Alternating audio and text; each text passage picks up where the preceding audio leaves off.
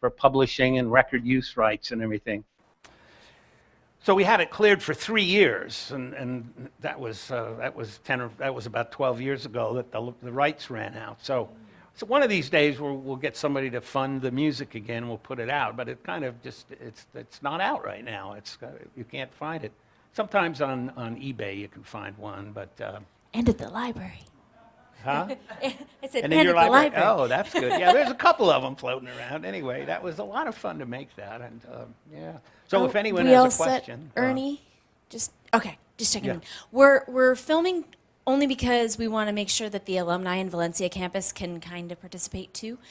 So rules of the Q&A are just, if you have a question, I'm going to shove a mic in your face. Not that we need it for this room, but so that the people out there can hear what the question is.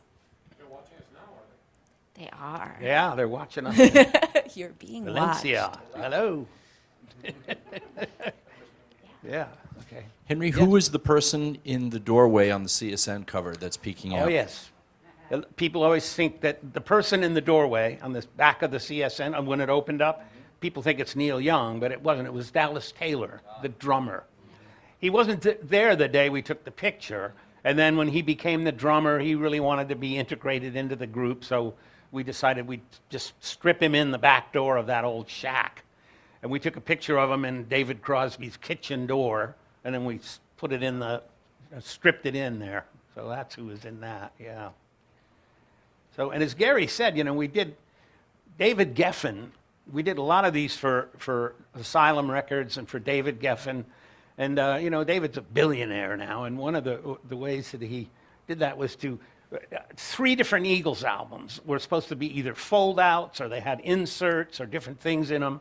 On the Border came out, we had an elaborate insert that opened up into a big poster, and he pulled that at the last minute because it would save 3 or 4 cents an album, which would translate into $1 million. And I remember in London, that album came out, and I was with friends. I said, oh, wait, look on the back, it said photography, Henry Diltz. And I said, look at this. I opened it up and looked in, nothing in there. There was no photos on the whole album. And the Desperado was supposed to be a fold-out with as he said, with the gunfight in the middle, and he nixed that. And there was another one, he did the same thing too, but, saved money. So, and that, yes. It's just an easy one. What's a favorite story that you have? I mean, there were so many there, but... Yeah, we sure told a lot of them in there, I mean, I like the one where we went back to do the Crosby, Stills, Nash cover and the house was gone. And then the Morrison Hotel where the guy wouldn't let us shoot. So when he left the desk, we all ran in and did that. There are stories that go with these because none of them were done in the studio. If I'd have gone to photo school and had lights and a big studio, people would have come there. There would have been no story. So we always had those adventures, and we were kind of mavericks at doing album covers because we didn't work for the record companies. We never worked for the record companies. We worked for the groups themselves, who had the power to say what they wanted, and that was because of the management. Because of David Geffen, once again, was. I would hear him in the office screaming at the record companies, just yelling and, saying to get the group's way. Do you have any thoughts about doing anything with your notebooks? Maybe even doing a sort of embellished commentary on things? For example, I was wondering what your overall recollection or reflections are now on Woodstock, or what some of these major events now mean to you. Well, I'm thinking about writing them down. I mean, people always say, "Oh, you got to write your stories down," and so I'm sort of starting to do that, to write a book of all those things. I'll use the journals for that. But as I said on that one journal, a lot of it was arguments I had with my wife, because arguments, right? They say, will you get your shirt off the chair? Well, yeah, but your bra is over on the, oh yeah, well, and they escalate like that, right? And so after we had a huge argument, I always think, how did this happen? I got to write this down and try to remember how that happened. So that's in there a lot, and stuff about my kids. And a lot of times when I'd be out shooting, I wouldn't sort of have the time to sit down and write the whole thing out. So I'd just say, took photos of so-and-so, or put the backstage pass in there. But I'll huh? Plane crash hospital. Yeah, right. But I will use those to kind of write it all down somehow, someday. But thank you. Yeah. Henry, I just wanted to say that when we look at your covers of your photos, they all evoke a story in us. So I think that's one of the things that makes them magical. Like even if you don't have words behind them, it's so full of rich images that we can fill in a story ourselves. Thank you. Well, that's nice. That's why we always tried to plan an adventure, And Gary Burden as a partner was great to work with because he would talk to the group and I could be off, taking candid photos. I didn't have to be.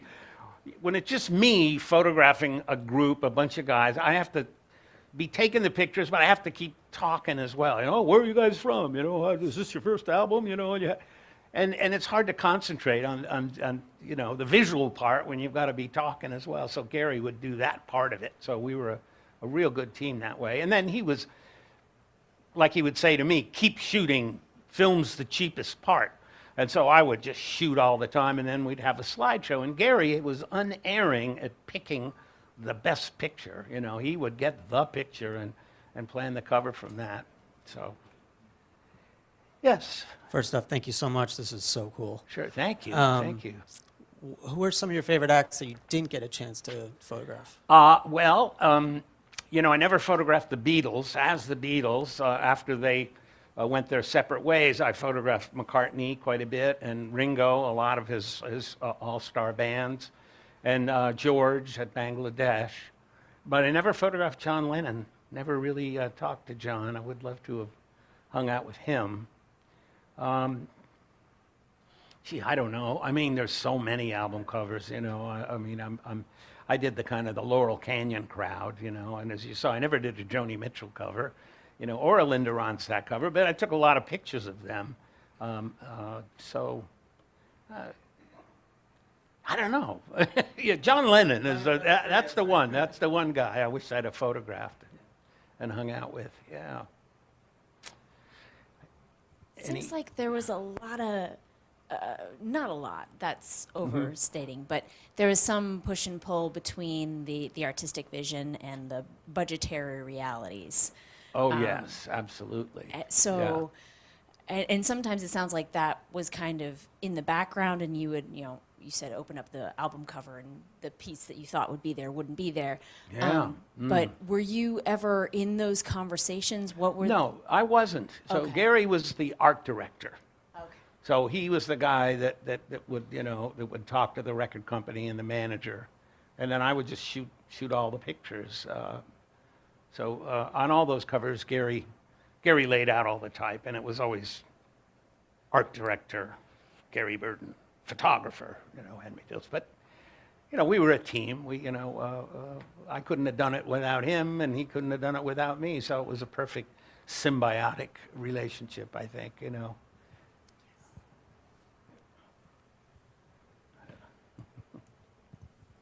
Yeah, thank you, and thanks for showing up this evening. Thank you very much. The statement you made was really great. You got the best seat in the house, which may have been one of the reasons that you were a rock and roll photographer. Was there ever a situation where you weren't initially given the photo pass to be down in front, but you were at a concert and you wound up taking a picture that was used? Let me think. Well, I remember one day at a No Nukes. It was Peace Sunday, a big Peace Sunday rally, because a lot of like Bonnie Raitt and Jackson Browne, Graham Nash, a lot of those people did lots of No Nukes concerts. And this one was called Peace Sunday. And I was kind of backstage, and somebody said, hey, Dylan is on. So Dylan and Joan Baez were out in front in this big football stadium. And they were on stage playing, and I ran out there with my cameras and ran up to the front, and a big wrestler guy who was, my problems were always with those security guys.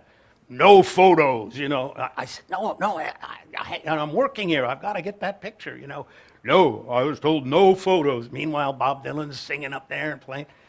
I said, look, this is a peace concert, a peace Sunday. We're doing this for the world to see. Bob Dylan is up there singing for the world, and someone has to take a picture of that, and that's me. And you're the guy stopping that from happening, you know. So get with it, you know. He finally let me shoot, but yeah. That was the hard, but you always had, you know, if you work for the band, you could get an all-access pass and get permission to shoot the whole show. Lots of poor photographers. I mean, especially nowadays, you can only shoot 3 songs, sometimes it's 2 songs. And then they want all those photographers out of the way so they can get on with the concert. And it's usually the local newspaper or magazine photographers. They just want to get a shot. But the best stuff happens later in the concert. So I don't shoot concerts anymore unless I can, you know, unless they're pals of mine and I can do the whole thing. Yeah. Just very quickly, Yes. because I've Oh, spoken. yes. I just wanted to say that I just so appreciated your sense of composition and light, and just that you just took me through my entire childhood. I don't know if anybody else felt Oh, that. my Just goodness. and just to look at your covers, I hear the music. So there's something about that, and I just feel like I'm in the presence of someone well. great, and I just thank you so much for that. Well, thank you. I mean, you know, that's the music of our lives, the music of my life too, and I just happen to be the guy there to take the pictures, you know, to remind us later, I guess, you know. Yes, thank you. Henry, Kevin. I wanted to thank you so much for coming back again, and it's not to pull rank, but you guys aren't old enough to know how incredibly lucky we are to have Henry in the room tonight. He was there for at the very beginning of the biggest social movement that was ever recorded in the history of the world, and he happened to have a camera with him. Pretty good gig. So thank you so much for being here. Thank you, yeah. The question I had for you is a little bit mundane, but I teach entrepreneurship here at the school, so I always think about business stuff. Can you explain to us a little bit about income stream and how photographers, not necessarily you and your partner, but just in general, in this world of rock and roll or music photography where there's an essence of freelancing or working for a band, where does the income stream come from, and do you have any royalties and stuff like that coming in, Okay. mailbox money or anything like that? Okay. Well, when we took all these photos for album covers, the record companies paid for it, even though, you know, we worked for the groups, but the money would come from the record companies, and the standard was $250 for a cover. That was all in the 60s and 70s. If you got the back, that would be another you could get $500, and if you got the inside, you could get $750. So, you know, that's what I made for doing these covers. And then the record company owns the image with their title on it. Yeah. And when the CDs all came out years later, I didn't get paid for that. They just automatically used those. But luckily, I kept a lot of photos. If you work for a record company, you'd have to give them most of the pictures, you know, because they were transparencies. They were original transparencies. So, but I didn't work for record companies. So we kept the outtakes ourselves. So after all those years, I mean, starting about 10 or 15 years ago, when we first started making this, people said, "Boy, you must have quite an archive of history."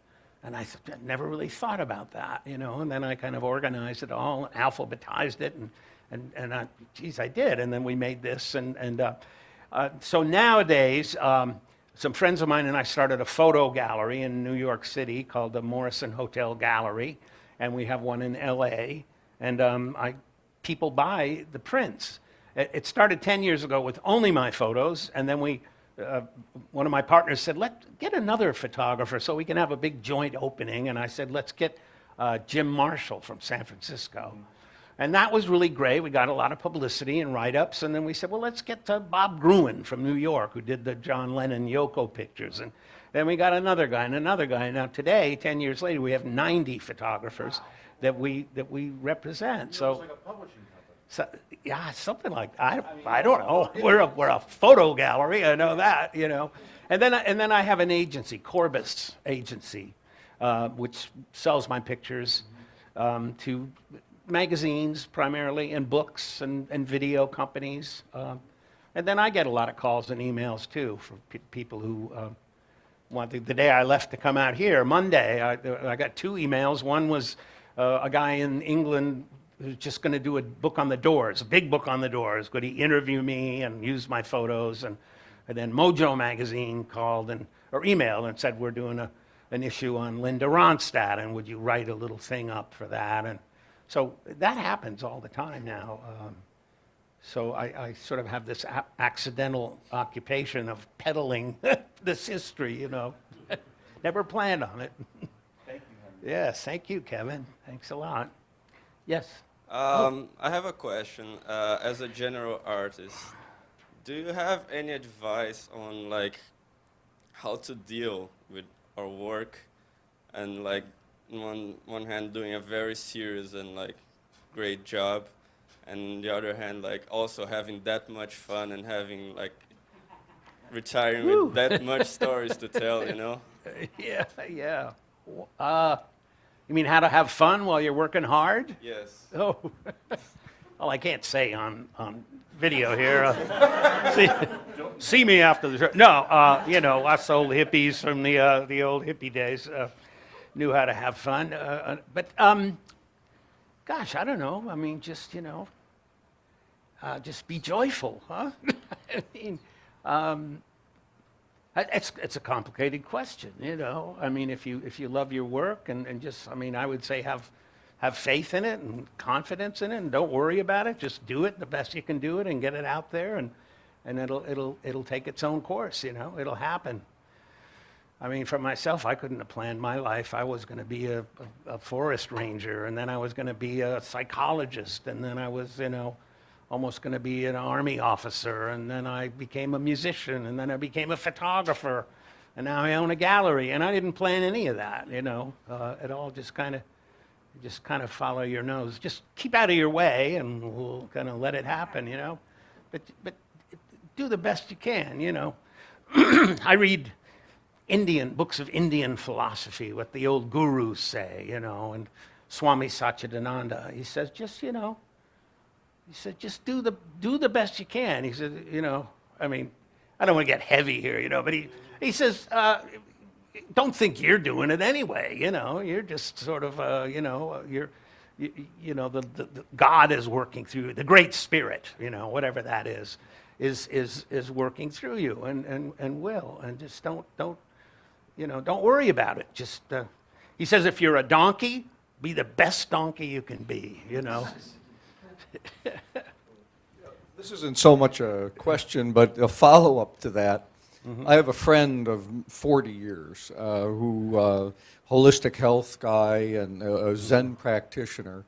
And he was telling me the other day, about 40 years ago, he was working with a Zen master who wrote a book called What is Zen? With a question mark. And it's a kind of cone. You have to think about it and think about it and think about it. And after 40 years, Raj finally got it. You removed the question mark, and that's the answer. Zen is what? You know, it's the whole process of just being. And when we're my lecture earlier on Dylan, it's the same thing. Dylan and Guthrie are just in the spaces they're in. They're seeing what's around them, and they're expressing, and they're going where their lives take them. Where their lives take them, exactly. So there's an Indian writer named Krishnamurti, who, and I was reading a book about him, and some of his you know, disciples said, you know, how do you remain so peaceful and calm in the place of everything that happened? And he said, because I don't mind what happens. And I mean, that's the secret right there. Don't mind what happens. Just have fun no matter what happens, you know. It's all going to happen anyway, you know. And don't worry about it, because worrying doesn't change anything. Just relax and let it happen and just go along, you know. Yeah. I'd be interested to know, in a couple of your covers, you had kind of taken influence from former technologies, basically, like old ways that prints had been made, and hearkening to different, you know, like past ways of making What photographs. Gary was saying about Right. old things, yeah. So fast forward to now, have you found instances where it has been funny to see other people maybe take influence from your stuff, and have you noticed like weird things going on in the developments You of mean new technologies and Technical stuff. Yeah, I don't yeah. know. I am very non-technical, you know. I mean, I don't know. I don't do anything to my photographs. I take them full frame. I don't really crop them, and I don't do anything on Adobe Photoshop, you know. I mean, if it's too dark, I might lighten it up. I don't even know how to do that. I have somebody that, you know, I say, make that a little lighter, you know. But no, Gary was talking about those things like making a sun print. He wanted that Crosby, Stills, Nash album. He wanted to make a print in the sun, and I said, I can't do that. You know, you have to get some other guy to do that, and it didn't work anyway. He ended up just taking a 35 millimeter shot. But Gary, it wasn't really explained in there. That Crosby, Stills, Nash album was printed on rough. It had a rough feel to it. He told the printers, I want you to turn the paper over and don't print on the glossy side where every album cover was printed.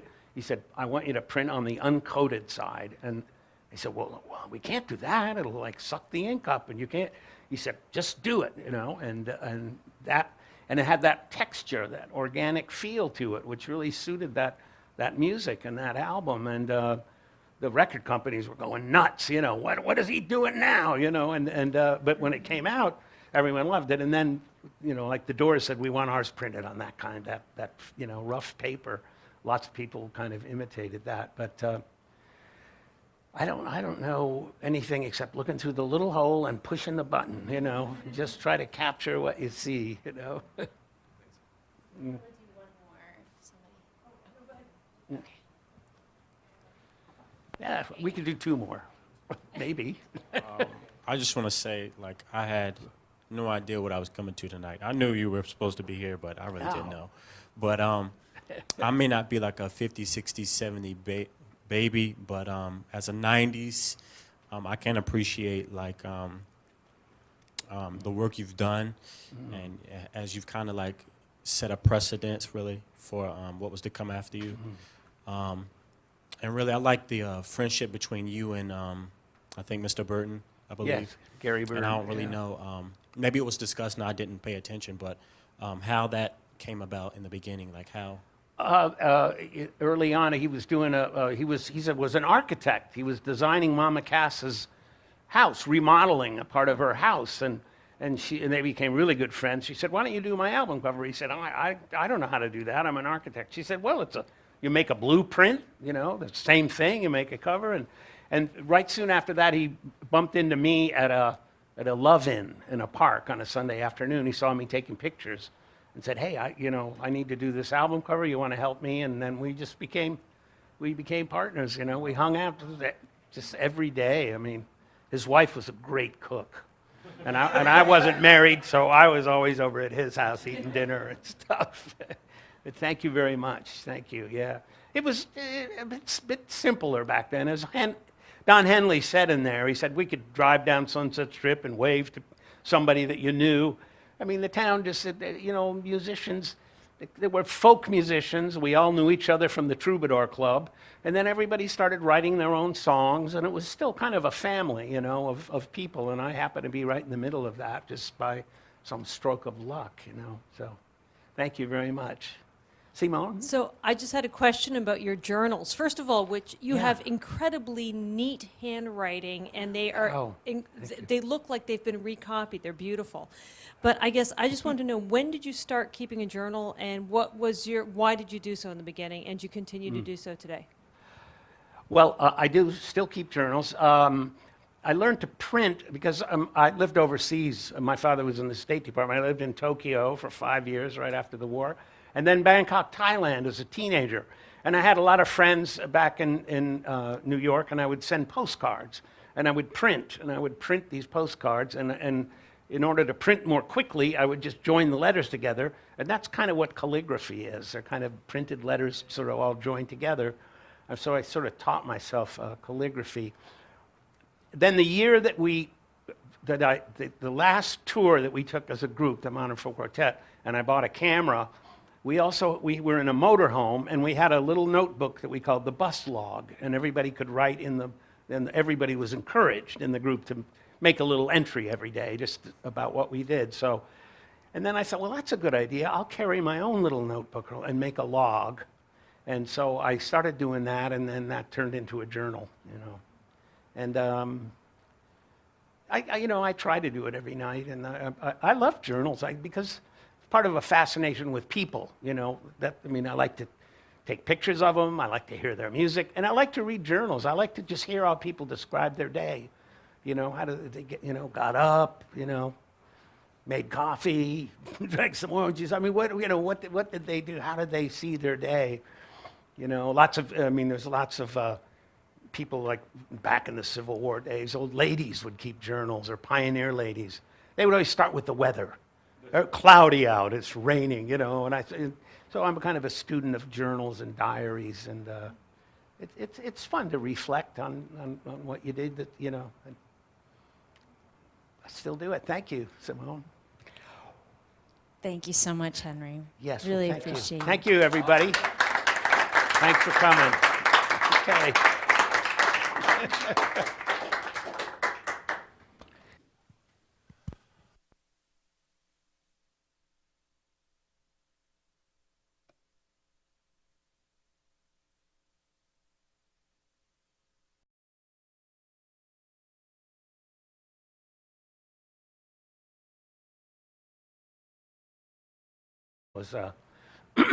I would hear him in the office screaming at the record companies, you know, just yelling and, you know, saying to get the group's way. You know. Do you have any thoughts about doing anything with your notebooks? Maybe even doing a sort of embellished commentary on things? For example, I was wondering what your overall recollection or reflections are now on Woodstock, or what some of these major events now mean to you. Well, I'm thinking about writing them down. I mean, people always say, "Oh, you got to write your stories down," you know, and so I'm sort of, you know, starting to do that, to write a book of all those things. I'll use the journals for that. But as I said on that one journal, a lot of it was arguments I had with my wife.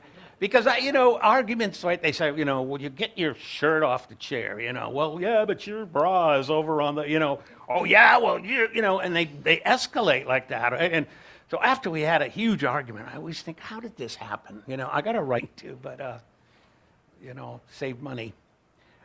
So, and that, yes. It's just an easy one. What's a favorite story that you have? I mean, there were so many there, but... Yeah, we sure told a lot of them in there, you know. I mean, I like the one where we went back to do the Crosby, Stills, Nash cover, and the house was gone. And then the Morrison Hotel, where the guy wouldn't let us shoot. So when he left the desk, we all ran in and did that. You know, there are stories that go with these, because none of them were done in the studio. If I'd have gone to photo school and, you know, had lights and a big studio, people would have come there. There would have been no story. So we always had those adventures, you know. And we were kind of mavericks at doing album covers, because we didn't work for the record companies. We never worked for the record companies. We worked for the groups themselves, who had the power to say what they wanted. And that was because of the management, because of David Geffen once again won, but. And at the library. Huh? I said, and and in your at the library. Oh, that's good. Yeah, there's a couple of them floating around. Anyway, that was a lot of fun to make that, and yeah. So if anyone has a question, Ernie, just checking Yeah. in. We're filming only because we want to make sure that the alumni in Valencia campus can kind of participate too. So rules of the Q&A are just, if you have a question, I'm going to shove a mic in your face. Not that we need it for this room, but so that the people out there can hear what the question is. They are. Yeah, they're watching us. You're being Valencia. watched. Hello. Yeah, okay. Henry, who is the person in the doorway on the CSN cover that's peeking out? Oh, yes. People always think that the person in the doorway on the back of the CSN, when it opened up, people think it's Neil Young, but it wasn't. It was Dallas Taylor, the drummer. He wasn't there the day we took the picture, and then when he became the drummer, he really wanted to be integrated into the group, so we decided we'd just strip him in the back door of that old shack. And we took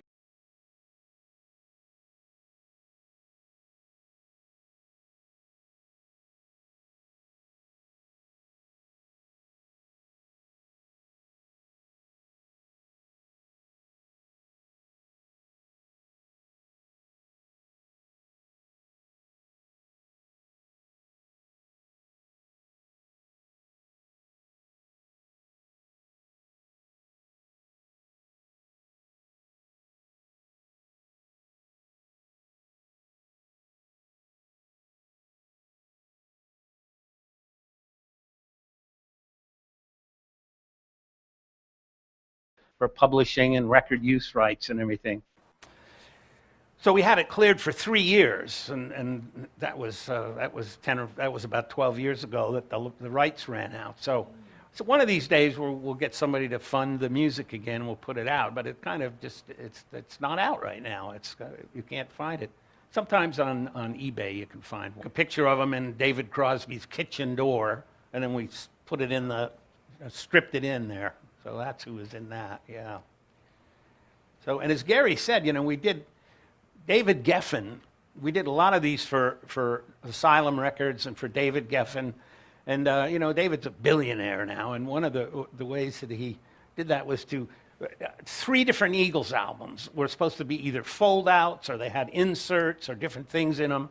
On the Border came out, we had an elaborate insert that opened up into a big poster, and he pulled that at the last minute because it would save 3 or 4 cents an album, which would translate into $1 million. And I remember in London, that album came out, and I was with friends. I said, oh, wait, look on the back. It said photography, Henry Diltz. And I said, look at this. I opened it up and looked in. Nothing in there. There was no photos on the whole album. And the Desperado was supposed to be a fold-out with as he said, with the gunfight in the middle, and he nixed that. And there was another one. He did the same thing.